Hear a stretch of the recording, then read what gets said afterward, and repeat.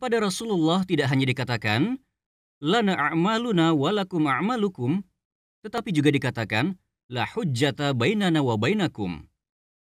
Tidak ada perkara antara kalian dengan kami. Dengan kata lain, kita bisa berdebat tanpa henti. Sejumlah orang ingin bersembunyi di balik perbedaan. Mereka mampu berdebat setiap saat, setiap waktu. Tetapi tidak ada pemenang dalam perdebatan. Perdebatan itu tidak ada ujungnya.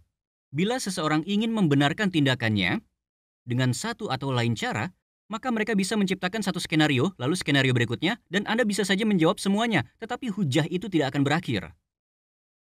Perkataan sejumlah orang bisa menjadi satu-satunya fokus mereka jalan untuk membuktikan kesalahan seseorang. Jika saya bisa membuktikan kesalahan mereka, maka saya berhasil mencapai sesuatu. Anda tidak perlu membuktikan kesalahan seseorang, Anda hanya perlu menyatakan kebenaran. Bahwa beginilah keadilan yang diajarkan kepada saya. Saya bertanggung jawab atas apa yang saya lakukan.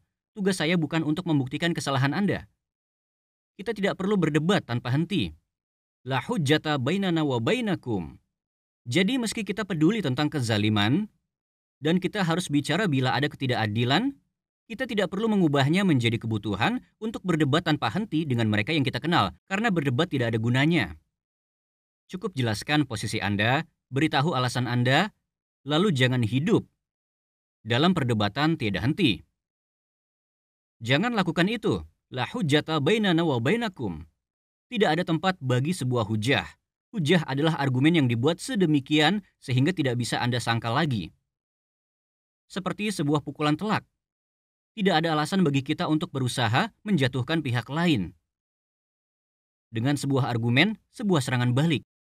Lana a'maluna walakum a'malukum. La hujjata bainana wa bainakum. Allahu yajma'u bainana wa ilaihil masir.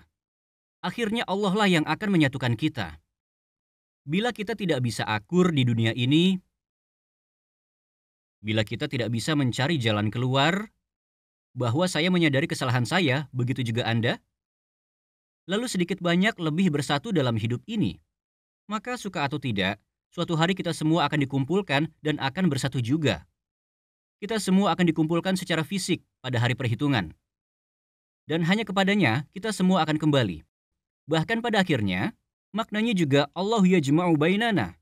Bahwa ini mungkin sebuah doa, bahwa Nabi SAW berdoa agar mereka yang bersikeras untuk berdebat, dan memang ada orang-orang yang demikian yang membuat Anda berkata, tak akan mungkin berdamai dengan mereka. Mereka tidak akan pernah setuju dengan saya. Mereka akan selalu menunjukkan permusuhan. Mereka akan selalu kontra. Bagi mereka yang seperti itu, dari pihak Anda mungkin cukup doakan ini. Allahu yajma'u bainana, yang bisa diterjemahkan dengan, semoga Allah lah yang menyatukan kita. Karena secara manusiawi sepertinya tidak mungkin, maka mungkin hanya bisa dengan campur tangan ilahi. Pada akhirnya kita akan kembali kepadanya juga. Beginilah mentalitas yang harus dimiliki. Dan saya katakan pola pikir ini, dan saya katakan jika kita adopsi sebagai individu,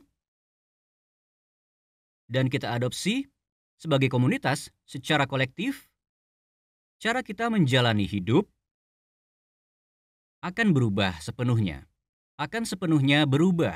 Maksud saya khutbah singkat ini tentang ujung ayat 15 surat Asy-Syura yang terkandung di dalamnya bisa mengubah kehidupan. Keputusan-keputusan, pilihan-pilihan yang Anda buat dan saya buat dalam hidup, apa yang saya katakan, reaksi saya kepada orang-orang, reaksi kita terhadap situasi tertentu, langkah yang kita ambil, semua ini akan berubah sama sekali. Karena kita tidak hidup dalam perbandingan. Dan kita tidak hidup untuk memenuhi kepuasan pribadi atau kebutuhan pribadi. Tetapi mendahulukan Allah, barulah apapun yang kita akan lakukan.